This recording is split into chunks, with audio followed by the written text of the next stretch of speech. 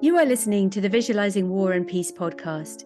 In each episode, we look at how people have experienced, described, or imagined armed conflict in different periods and places. And we discuss the impact which representations of war and peace can have on us as individuals and societies. Hello, my name is Alice Koenig, and I direct the Visualising War and Peace project at the University of St Andrews. My guest today is Dr Vindhya Buthpitiya, an anthropologist who works at the intersection between conflict and visual culture.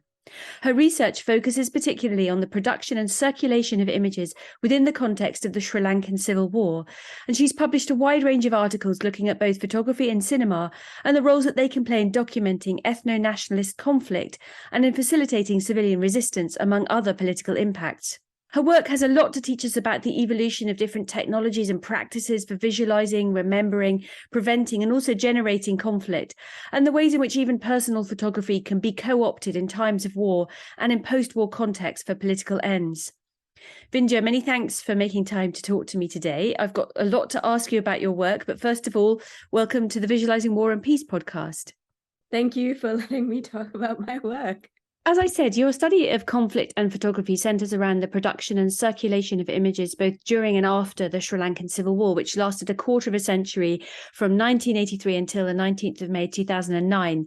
Can you start just by giving listeners a brief overview of that conflict?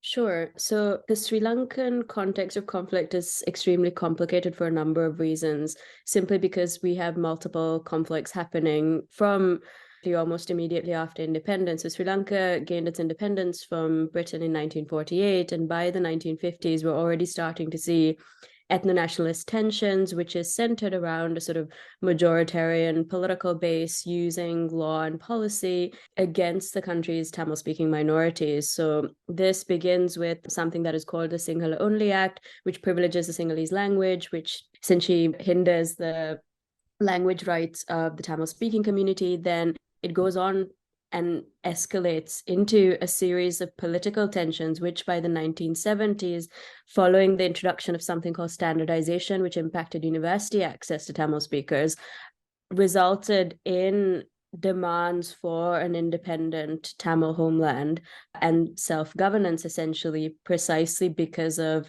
the insistent continuation of state violence. During this period in 1971, there's also an insurrection led by Sinhalese youth in the south who try to overthrow the government, which also results in huge violence and incarceration and the beginning of enforced disappearances in Sri Lanka, for instance. So by the 1980s, we have an ethno-nationalist armed conflict that is brewing in the north, and we have Sinhalese groups in the south who are also very unhappy with the sort of elite-led state and the lack of opportunity for young people in particular in the Sinhalese rural south. And by 1983, we have an episode of mass violence, which is effectively a pogrom against the Tamil minority. It begins in the north with the death of a group of soldiers in the north who are killed by Tamil militants, and that escalates into violence that spreads across the country. It's called Black July.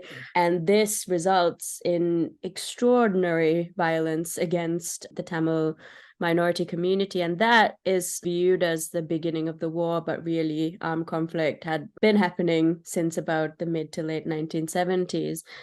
The war sort of escalates from there. In the late 1980s, there's also a second insurrection in the south, which leads to a whole other spate of violence in the south. There's also a period through which north of Sri Lanka is sort of occupied by the Indian peacekeeping forces who try to intervene and cause a bit of a barrier between what is happening between the Tamil militants and the Sri Lankan state, except that causes even further violence. So it was a very difficult decade for Sri Lanka, which then sort of continues on into full-blown armed civil conflict for up until 2009.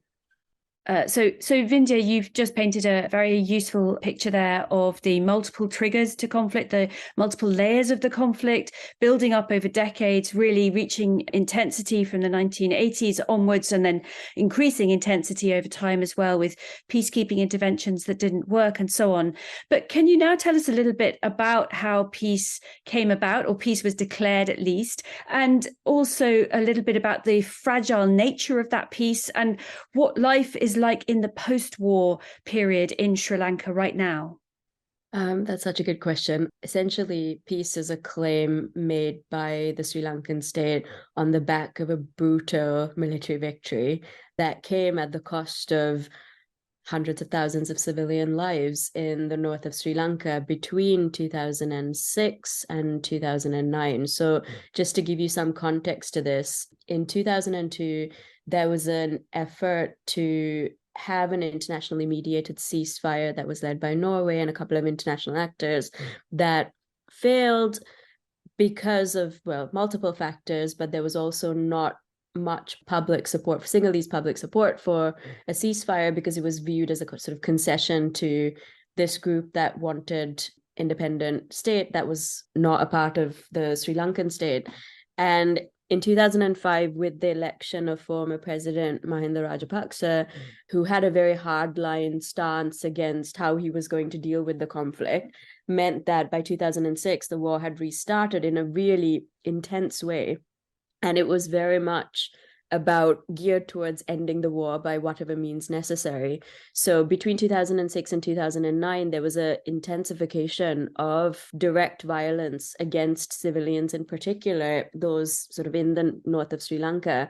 And when we get to about 2008, the early months of 2009, we see international observers and humanitarian organizations being asked to leave the north. There's a lot of extremely questionable things happening in terms of oversight and witnessing. People were being corralled into spaces that were called no-fire zones, except that these were explicitly being shelled and bombed by the military, etc. We have the Tamil militancy led by the LTT at this point, who are scrambling to safeguard what they can safeguard, except that's not going too well either. And there are obviously allegations of them using civilians as human shields, for instance. But I think it's very clear that the Sri Lankan state and military were responsible for the mass human rights violations and essentially crimes against humanity and war crimes. This is the context in terms of how the Sri Lankan war ends in May 2009. So it's extremely, extremely brutal.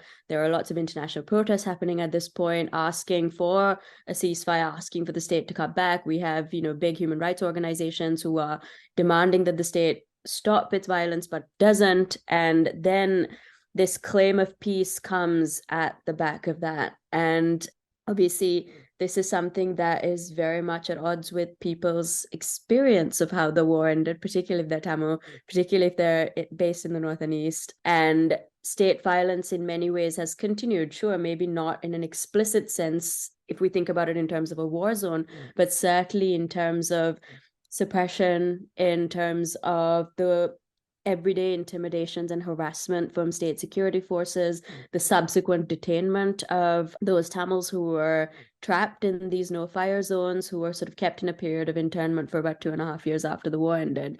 Continued sort of detainment of political prisoners, etc.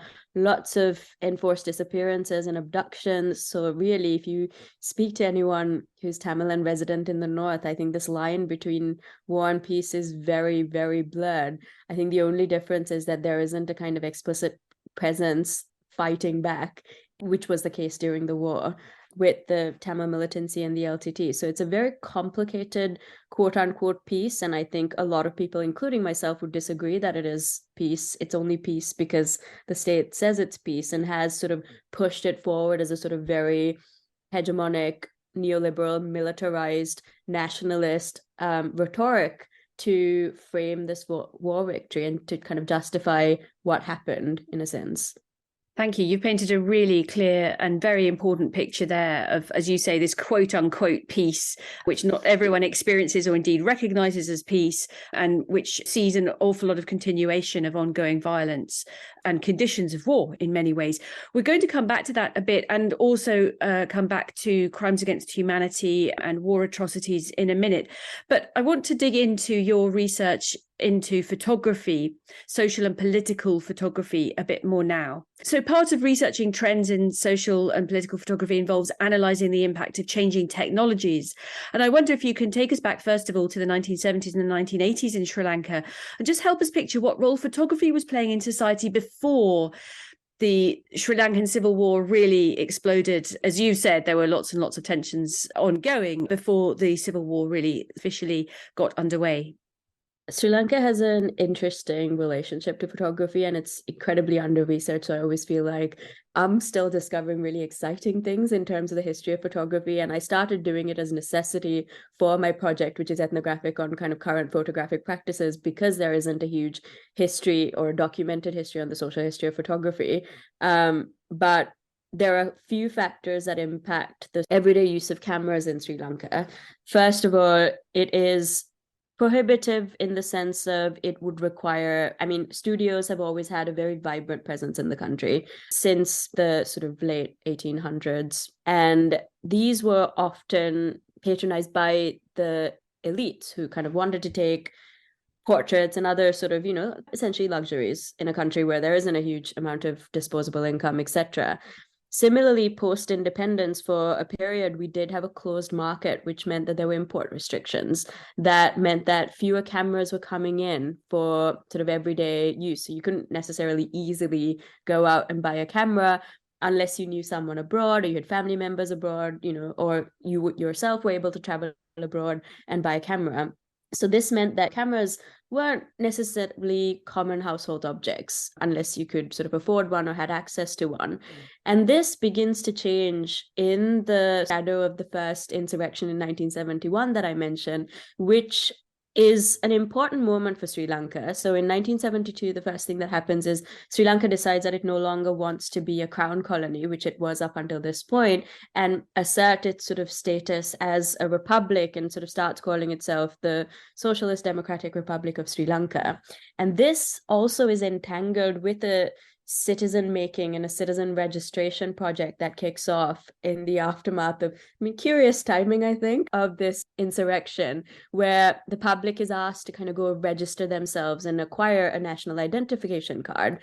And this national identity card is photographic and it becomes a state project. So we have East Germany donating these cameras to the Sri Lankan government, and the Sri Lankan government is distributing it out to studio photographers.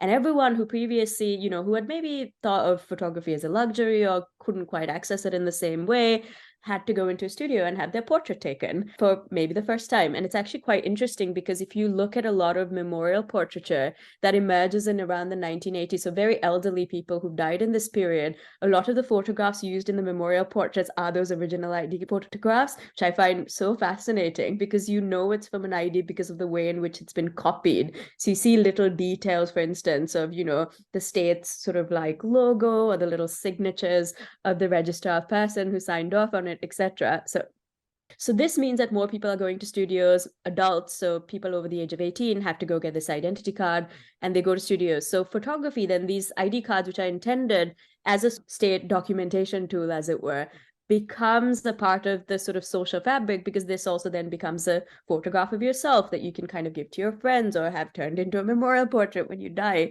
etc. So photography becomes a little more commonplace. And obviously with the economic closed market aspect of the Sri Lankan economy changing in the late 1970s, but also more people going abroad, specifically to the Middle East for labor, meant that more cameras are starting to sort of filter into everyday households. So photography kind of picks up from there in a way that it previously hadn't, or was maybe previously limited by.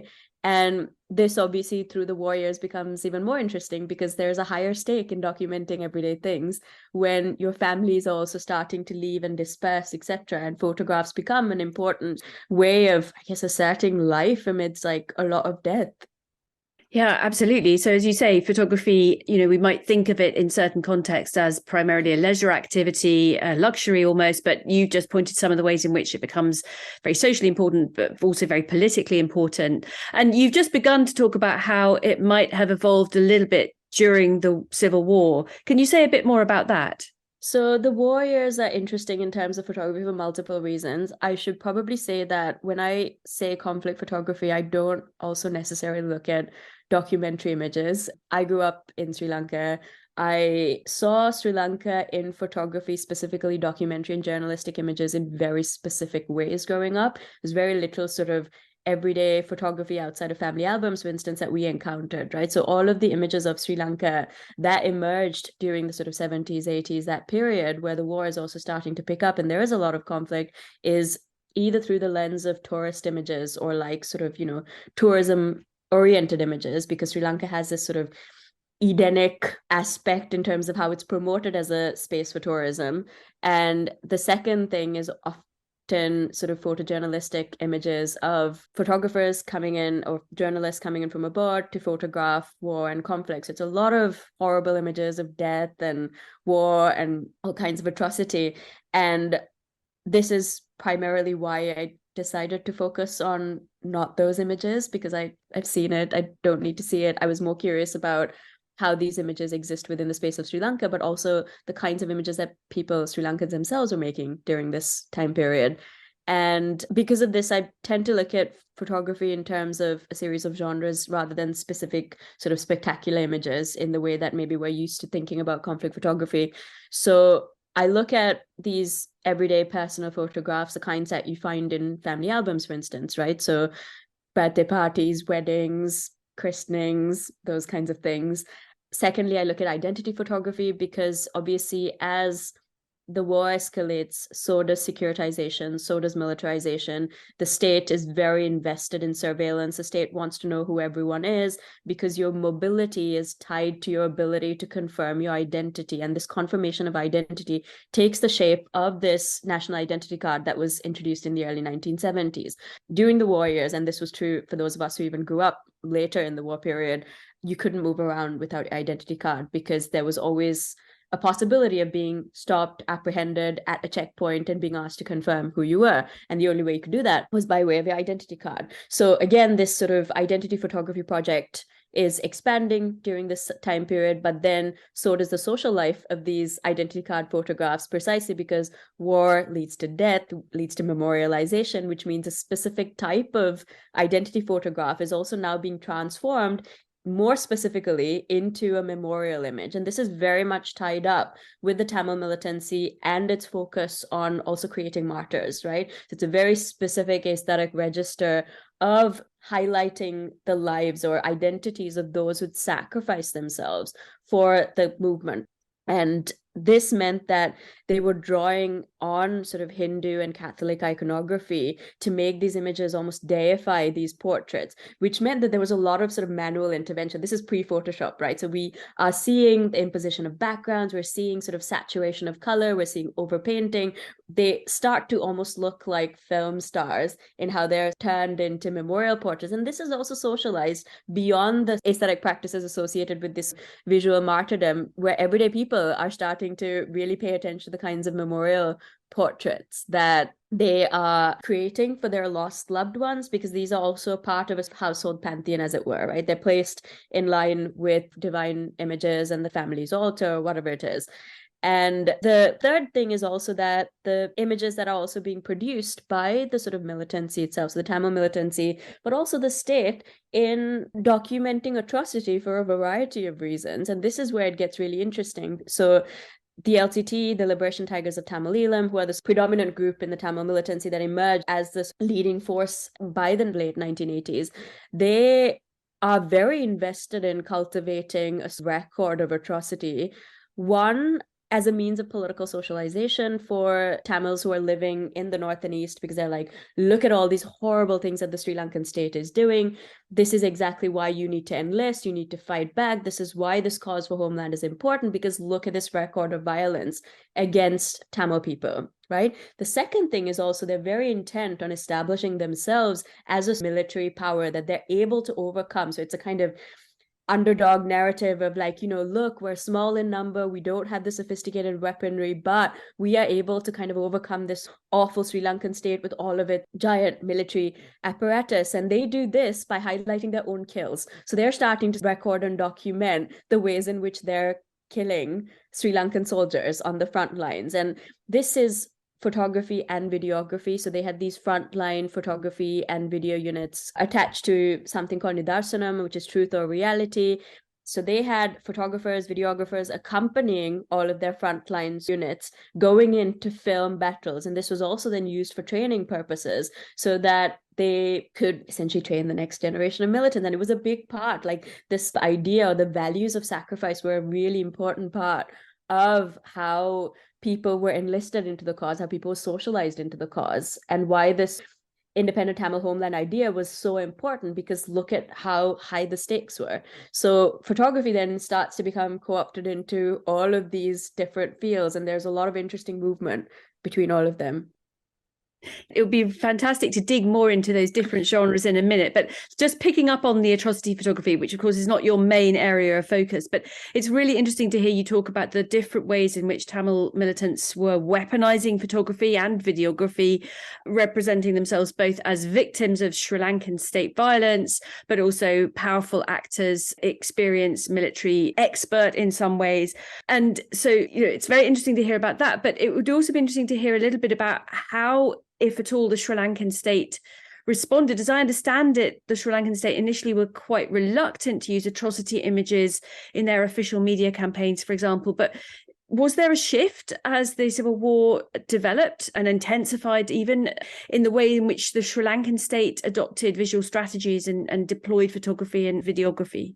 Absolutely. I do work on atrocity images quite a lot. It's just a difficult thing to write about because I think you end up having to make a series of decisions around what you can and can't show, what you can and can't describe, etc. So I try to think of them as a kind of general group of images, maybe rather than necessarily get into the specifics. But to answer your question, absolutely. So the Sri Lankan state claims, I'm not saying this was necessarily fact, that they are reluctant to use atrocity images because, what is the point of them? It's indecent, as it were, right? And this is something that they say in particular to the international media. So during the ceasefire period that I mentioned before, there's a lot of access granted by both the Sri Lankan state and the Tamil militancy to international news crews, journalists, photographers, videographers, etc., to come in, because this is a point in time where the LTT is very intent on sort of casting itself as a legitimate, credible state actor and not some sort of ragtag militant group that is fighting in the jungles, which is very much the sort of photography or the visual identity that had been established through the 1980s and the 1990s. So when it comes to 2002, they want to be taken seriously, and they want to be taken seriously as a state actor. So they're inviting journalists in, they're inviting news crews in, and they're like, oh, look at how much we've done in terms of administration, and they're setting themselves up in this way. But what's interesting in this period is that the government is saying this, but in 2005, once the war escalates again, they realize the power of the atrocity image to build public support among the Sinhalese public in the south. So from the perspective of an average Sinhalese person in the south of Sri Lanka, over the decades and over the years of war, Tamils in the north in particular had been cast through state propaganda and otherwise. And there were a lot of sort of acts of terror, as it were, that happened in the south because of how the LTT sought to weaken the Sri Lankan state, right? And this was a lot of suicide bombings. It was a lot of attacks on significant sort of places in Colombo, etc. Because of this, there's also this language of terrorism, this language of this sort of menace that was trying to destroy the sovereignty of the Sri Lankan state, but also, deliberately attacking the Sinhalese public, as it were. So when these images of atrocity generated by the Sri Lankan government were being shared, there was a kind of glee and investment in the war, because it became this sort of televised effort. So, local news channels, for instance, would have these news broadcasts with embedded journalists, and this was extremely theatrical in how it was pitched, and unnecessarily so, again, to kind of create this narrative of what they called a humanitarian rescue operation to sort of save the poor Tamils in the north who were being used as human shields by the LTT. But secondly, also again, this thing of, the state is winning against this sort of brutal enemy terrorist who has for so long been attacking and destroying so much in this country, etc. And this they recognize as an investment in socializing the public, because by the time the war ended in 2009, the South erupted in celebration in a way that was sort of extremely uncomfortable for those who acknowledged what was happening in the North at the time and what enable this victory to happen. But again, for the average person who was sort of, consuming this state media and television news, etc., this was seen as a massive victory. This was seen as a sort of moment where Sri Lanka had been, quote unquote, liberated from terrorism, as the president itself sort of said. So this is an important shift, because essentially what happens is they're starting to kind of mirror what the LTT had been doing for a very long time in terms of using atrocity images to socialize their citizenry. Absolutely. And there you're really sort of speaking to photography's capacity to rationalize violence, exactly, even produce it as well, and generate it, and not simply legitimize it. Was there any did the Sri Lankan state at any point censor the production or the sharing of images during the civil war? Is that something that happened? I think there was a lot of control over the kinds of image circulations, and this, in terms of its excess and its scarcity, are both, in a sense, controlled, right? So if we look back to the early 1980s, for instance, I mentioned the Black July pogrom. For instance, some of the photographs of this, and the most famous photographs of this, which was taken by a photographer called Chandragupta Amarasinghe, documenting some of the violence on the streets, didn't actually see the light of day until like 1997, because there was a prohibition on incendiary images, as the state called it, and their publication in mainstream media. Sri Lanka also got television very late in the day, so it wasn't very accessible. Sri Lanka only got television in like 1979. So people were relying on newspapers, relying on the radio, etc., right? So the image proliferation is a little bit sort of lagging. But what's also happening is that because of this diaspora that's forming out of the war, because of this sort of mass displacement, dispersal, images also moving outside of Sri Lanka, right? Because, so for instance, the Tamil community in London is very invested in what's happening in Jaffna. And because of this, there are these little sort of newspapers and publications which are constantly publishing news updates, right? These are appended with photographs that someone is sending them from Sri Lanka, right? So they've been preserved in a sense because of the movement of photographs outside of Sri Lanka, right? But again, when we get towards the sort of 2000s, we see, for instance, things like handout footage from the Ministry of Defense that is being sold as a commodity and, sort of pitched as, oh, look at this footage of war victory. And people are buying these as sort of souvenirs or to kind of watch it because, again, it's been televised, it's been sensationalized in a way where people feel like they're participating in something, quite spectacular and didn't think was possible. So there is a lot of sort of there's a lot happening, but perhaps there's not necessarily always an explicit policy about how images are shared or circulated. Yeah, but varying levels of control. So the sharing and the spreading, some limits and constraints on that at different points in time. But all of that really speaking to the power of photography and indeed videography to turn conflict into a spectacle, to be leveraged to generate particular political responses, particular community responses. You've spoken a little bit about the ways in which that landed within Sri Lanka, but can you say a little bit more about what impact that these images and this image sharing had internationally?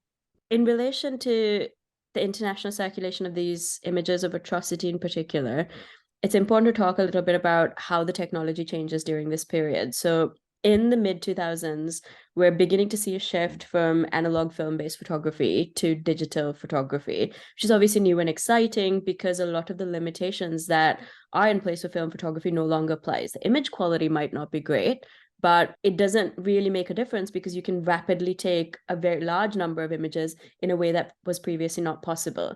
This obviously has a significant impact on the sort of frontline war effort. Two reasons, because one, we see aid workers, other sort of photographers, and Tamils trapped in the war zone are starting to take their own images on various devices. Secondly, we start to see Sri Lankan state soldiers who are on the front lines fighting, also having their own personal devices on hand, cell phones, compact digital cameras, right? Which means they're recording the war effort, right? And they're recording it in sort of interesting ways. When you look through some of these images, and I'll tell you a little bit more about them in a bit, they're very much about a friend's death, a weapons haul, some people, a large group of people they've maimed and killed horribly. So it's a kind of really complicated set of images that emerge out of it, right? And because the technology is new, there's also not a lot of control on it, right? In terms of it's not being thought about as this could be evidence of crimes against humanity necessarily, or this could be evidence, but it's a sort of weird impulse to document, right? Or to account for something, whoever's doing it, right? And obviously with the Tamils, it's a lot clearer because they're under siege essentially, right? They're being bombed into oblivion by a state that's denying that it's doing any bombing, right? So every record becomes extremely important. Similarly, there are photographers who are documenting deaths, right? Because they are concerned about the fact that family members will never find out that, somebody in their family or a loved one sort of died in the war zone, right? So that is also happening. But in the aftermath of May 2009, when the war ends officially, there is this sort of big outcry around crimes against humanity, war crimes, etc. And the kind of importance of these images start to emerge in a different sort of way, right? And the movement of these images from Sri Lanka to Europe, predominantly, I'm going to say, is interesting. We have soldiers who are trying to get rid of it for money because they recognize the value of it. We see people who are smuggling it out because they recognize it's important as evidence of something, right? And again, we have to also think about how the legal side of this, I mean, I can't really speak to it, but it's interesting, right? Because we have this sort of new emergent evidence in a way that was maybe previously not possible because of this new technology that is happening with cell phones. And we obviously have photographers, Tamil photographers who were trapped in the war zone, who were documenting their time, who were documenting awful things like how their family members were impacted by what was happening, who are also trying to get out of the country and like smuggle their material out of the country. So again, we have this sort of different types of images, all recording different types of atrocity coming out.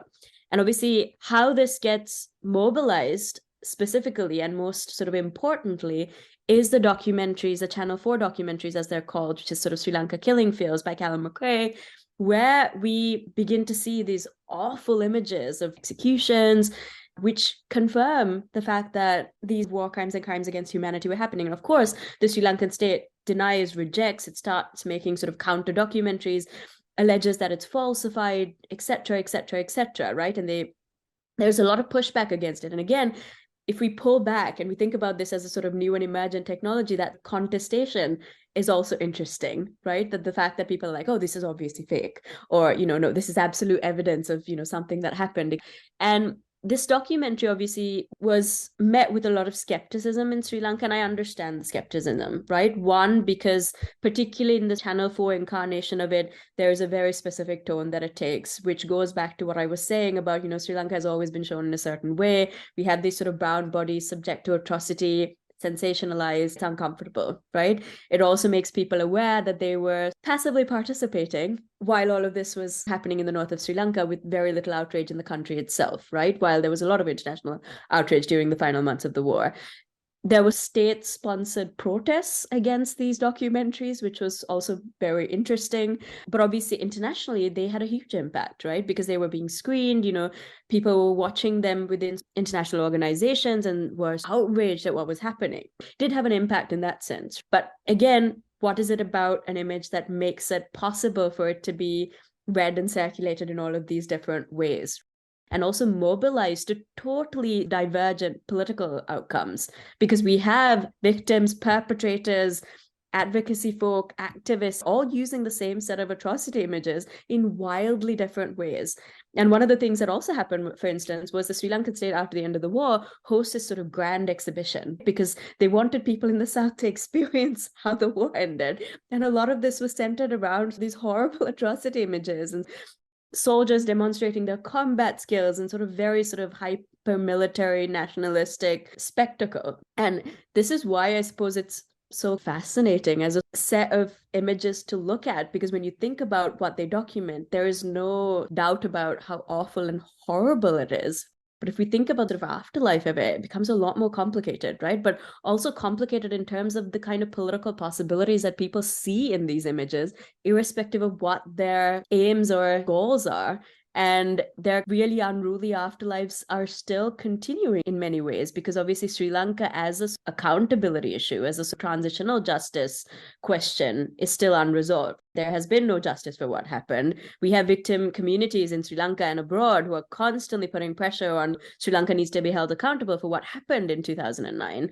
And that requires this constant regurgitation of these images as well, as a reminder of all the awful things that happened. But that can also then become sort of nationalist project in terms of, again, this is a reminder that even though the Tamil militancy has been sort of brutally extinguished, this cause for an independent homeland is necessary, because look at what the Sri Lankan state is capable of. Look at what it did to your kin, your loved ones, to our people in whatever form. And these are also still continuously used by the Sri Lankan state every time an election comes around, because that threat of terrorism, the threat of the sort of re-emergence of a Tamil separatist group is really important for the state to justify its securitization, its militarization, but also the careers of certain political figures who are responsible for bringing about this war victory. Remember that time I won the war, which is why I need to be sort of endlessly re-elected so that I can make sure that such a threat would never happen again. It's incredibly grim in terms of subject matter, but in terms of what images are viewed as possible is a whole other.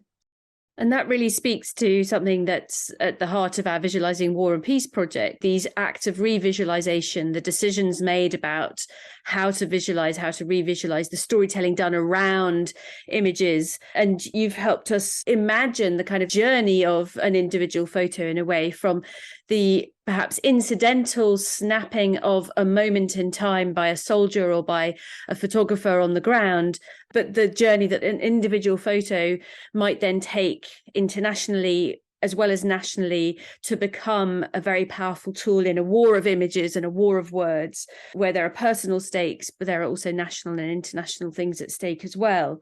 You've been using this phrase, the afterlife of images, and that's true of other kinds of genre of photography that you look at as well. So just turning to domestic and family photography a little bit more again, and how that evolved during the war, it would be really interesting to hear a bit more about the production and circulation of personal images during conflict and the ways in which they were used to turn surveillance back on itself, for example, to document the disappeared, and then in justice advocacy, outside Sri Lanka as well as within, and the life of those kinds of photographs, the journeys that they've taken. Absolutely. I should also add on to what I was previously saying, that it's really interesting the ways in which images generated by soldiers, so atrocity images, are used by victims for remembrance and purposes, for instance. So the end of the war in the north has been called Mullavaikal Remembrance Day, based on the place where this final few weeks unfolded. And at these commemorations, we see banners of atrocity images, often images generated by the perpetrators, so the Sri Lankan state, being used to remember again this state violence, to kind of enumerate the violence that this Tamil community has been subjected to, not just at Mullavaikal, but like through decades and decades after independence. So I think that is also really important, because again, the intent of the image versus how it's actually used tells us so much about why it's also difficult to theorize conflict images in this Sontag way of like, oh, it's just an excess of suffering, etc., because it's used in such vibrant ways by communities who have the greatest stake in these images, right? So that's one thing. But about personal images, this is also extremely interesting. So I talked before about family photographs, personal images, and identity photographs. And one of the things that has been prevalent in Sri Lanka as a tool of state terror has been enforced disappearances, predominantly by the state, but also other sort of paramilitary militant groups since the early 1970s. This escalates hugely in the 80s and continues onwards. Sri Lanka has the second highest caseload of enforced disappearances in the world, with something like 65,000 reports made, but the number is probably much larger than that. So enforced disappearances were actively weaponized by the state during the war years against the Tamil community, but also really anyone who was critical of the state. One of the more insidious and horrifying things that happened in the sort of final months of the war were those Tamils who were trapped in these no-fire zones were sort of channeled outward and registered by the state before they were put into these camps. there is a process of registration, right? Because they had to make sure that the people who were coming in weren't actually LTT carders, things like that. It's a complicated process, but we begin to see a phenomenon of mass disappearances. So, for instance, 300 people who got on a military bus were never seen again. A bunch of people who registered at a checkpoint, never seen again. And this leads to a lot of post-war activism by families of the enforced disappeared. Again, there's a long history of this going back to the early 1980s. It starts with Tamil mothers in Jaffna who were actively opposing military abductions of their children. It picks up in the South in relation to the sort of anti-state insurrection there, which is again a large number of disappearances. And in the post-war moment, the sort of Tamil families in the North and East organize a bit more cohesively to kind of ask what happened to their children or their grandchildren. And in 2015, we have a change in government that, I mean, to call it less repressive also seems like, what is the sort of hierarchy of this? But there is more space for civilian activism in a way that was not possible in the immediate post-war period under the Rajapaksa government. Because this new government also comes in with a lot of international endorsement, as it were, because they're like, oh, we're going to commit ourselves to reconciliation, we're going to address missing persons, etc., right? None of which actually happens, but that's a different story.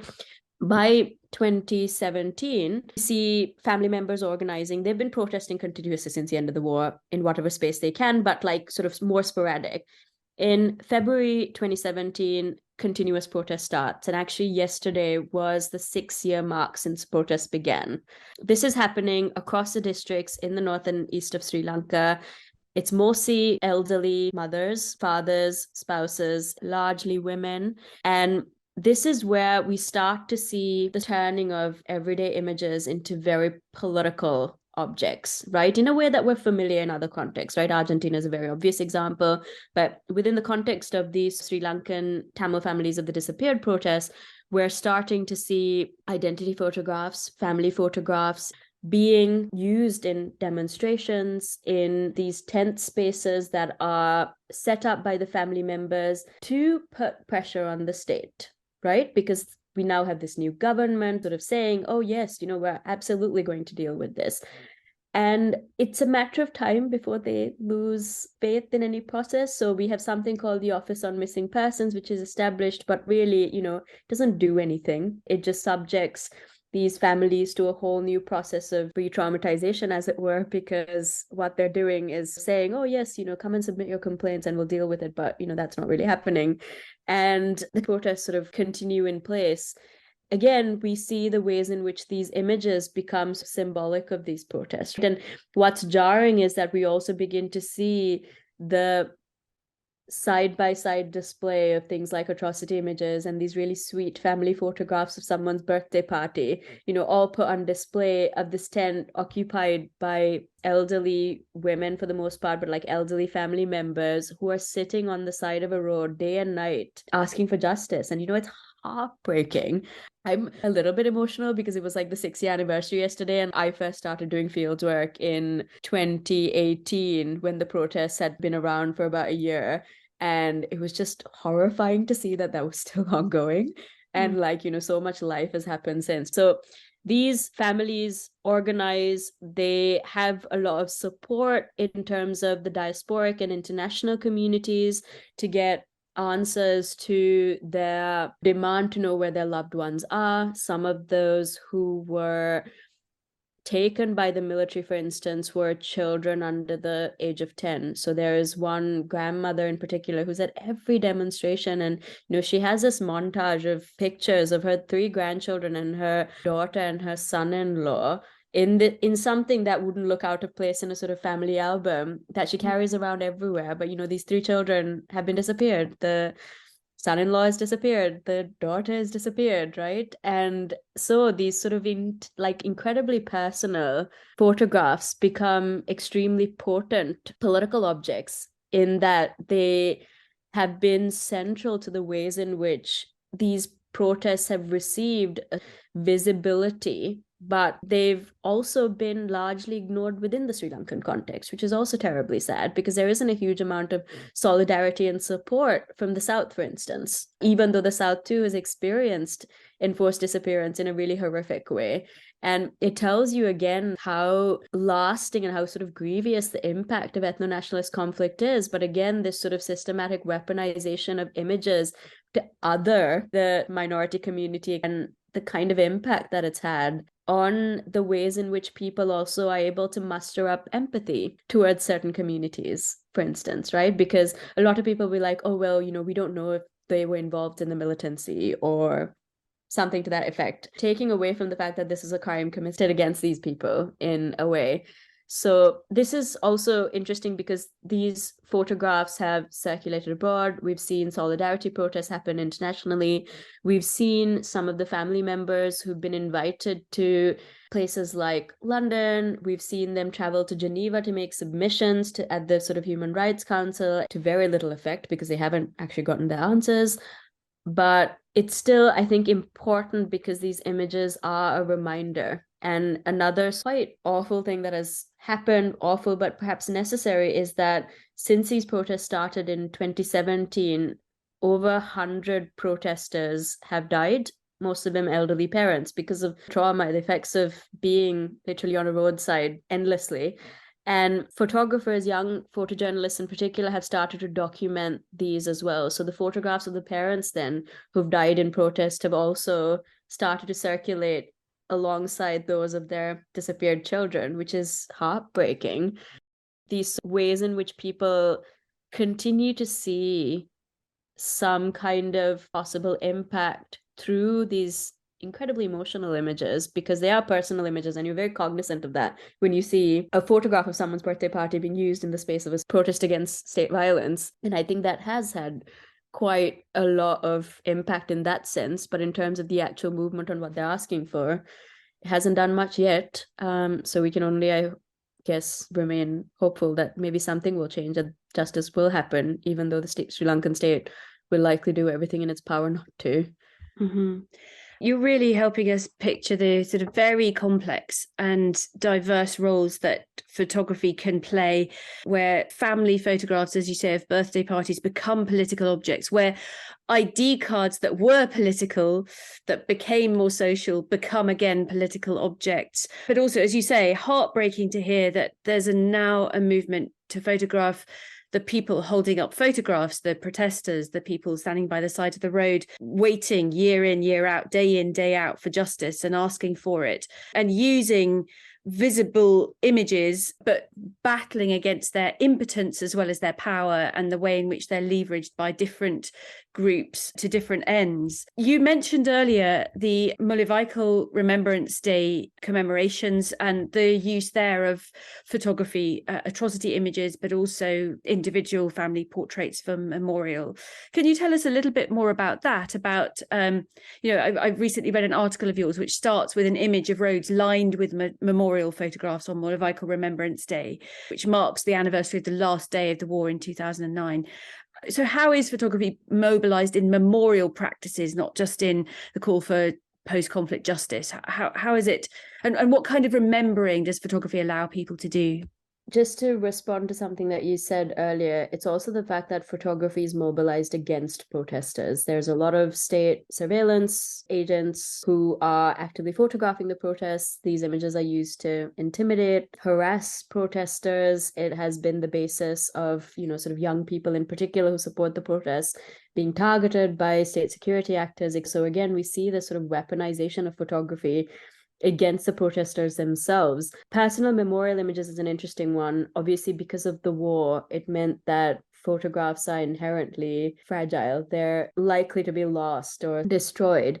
So we see people who had access to images that are, one, either state images like ID card photographs, for instance, right? Because those are the only photographs of their loved ones that they have. It's a little more complicated if their loved ones were part of the militancy and the only photograph that they have is of their loved one in LTT uniform, which means that that photograph can't be used for any sort of memorial purpose in a visible way, because they could be arrested or worse by the military because of this aspect of the uniform. So because of this, people have to be very cautious about the kinds of images that they're able to use. And this also means that people sometimes have to destroy or hide images because the only images that they have are those that somehow implicate them in something that the state doesn't like. This means that you, again, have very different kinds of images used as memorial photographs. So it could be, a nice studio portrait, the kind of thing that you would expect with a memorial photograph, but could also equally be an identity photograph. And, sometimes the awful fact is that it may even be an atrocity image, because when I alluded earlier to the fact that, there was an active effort to document the dead, that could be the last photograph of your loved one that you have access to. I'm not saying that it's necessarily used for memorialization, but it is a form of remembering. And this remembering is individual and communal, because you understand that your precarity as a citizen is tied to your ethnic identity, which makes the claim of that ethno-nationalist project even more powerful in many ways.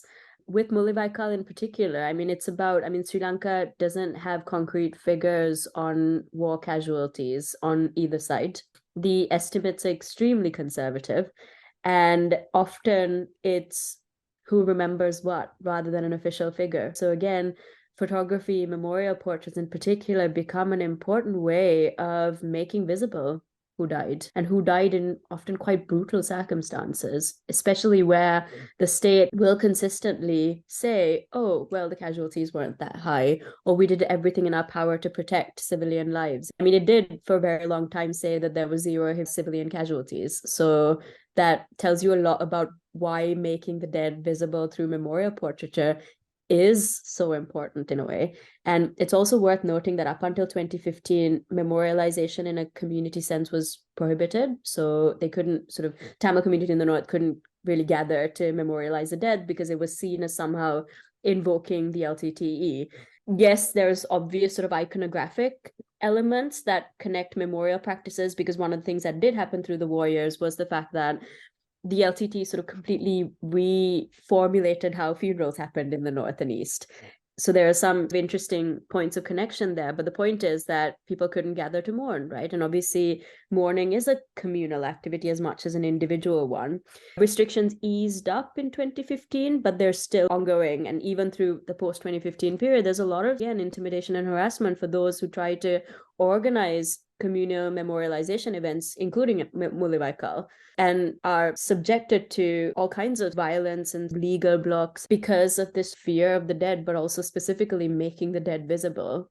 Mm-hmm. As you say, it's who remembers becomes very important in the absence of official figures, but that's counterbalanced against the fragility of photos that are lost during conflict and for all sorts of other reasons too. So you've talked us through all sorts of ways in which photography has been used in Sri Lanka to document, to witness, to testify to crimes, to expose the complex horrors of war, to leverage sentiment on one side or another, to generate war and legitimize and rationalize it, also to help people beyond as well as within Sri Lanka to visualize what's been happening in different places to different people. You've written in some of your work, the photographic debris of war challenges proclamations of a hard-won peace. In that sense, would you say that photographs taken during and after the civil conflict are still being used as a tool of conflict, almost perpetuating divisions? Or is photography doing important work along the lines of truth-telling that might in time lead to more reconciliation? Or probably a bit of both, but it would just be really interesting to hear how you think photography can be used to move Sri Lanka further along the road to peace, without losing sight of that vital role in documenting atrocities and loss and grief.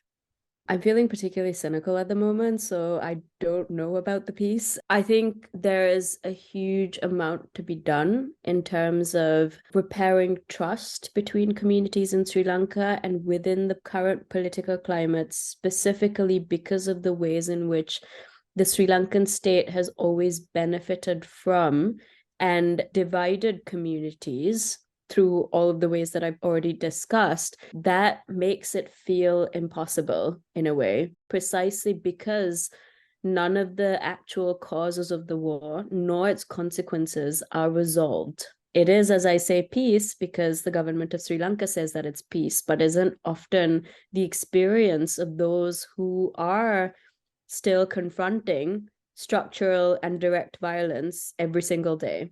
Sri Lanka has had an extremely awful year in 2022 with this economic crisis, but also this mass uprising against the government, which saw one of the perpetrators of this war period being essentially forced out of office as president. And this doesn't mean that he's facing any consequences. It just means that it's made way for someone else who is a perpetrator to step in. So in this sort of cynical moment, and I'm speaking here, I think, as a Sri Lankan rather than maybe necessarily a scholar, it's hard to imagine the kind of peace potentials of images when the contents of those images still remain refuted. There's no acknowledgement of what happened in 2009 in a broader sense. And until that acknowledgement comes, the images are just going to be that, something to be fought over, something that requires authentication because it's too far-fetched for someone to believe or treat as significant. And so perhaps it's a long way away, but I think the importance of images is that they offer an important record of what did happen. And indeed, a lot of the sort of photographers that I do work with, they too are quite cynical of what these photographs will eventually achieve, but they feel like they've contributed towards something, a historical record of what has happened. And I think that is important because, there is no timeline for peace, right? In terms of how we imagine things. Maybe it is possible, maybe it isn't possible, but I think it's safe to say at this point that there is no formula for how that can happen. So results are a long way off, but contributions are important nonetheless. And the individual photographs, the photographic archiving, new photographs that are being taken, as you said, of protesters who are holding up their old photographs, all of that is making an important contribution along some kind of road that hopefully is heading in the direction of peace and rebuilding and, as you say, acknowledgement. But for now, images are still being fought over as part of the battleground of the ongoing conflict. Vindhya, thank you so much for taking time to talk to me today. It has been really, really interesting to hear about the variety of kinds of photography that have been documenting, but also playing an active role in conflict in Sri Lanka. Thank you so much for letting me talk. Absolutely. And it's a very moving and troubling archive of material that you work with, and very moving and heartbreaking to hear about it. And you've given our listeners lots of insights into the Sri Lankan civil war and the very fragile peace, as well as into the role that photography has played throughout that process, throughout these decades that we've been talking about. So thank you so much for the conversation.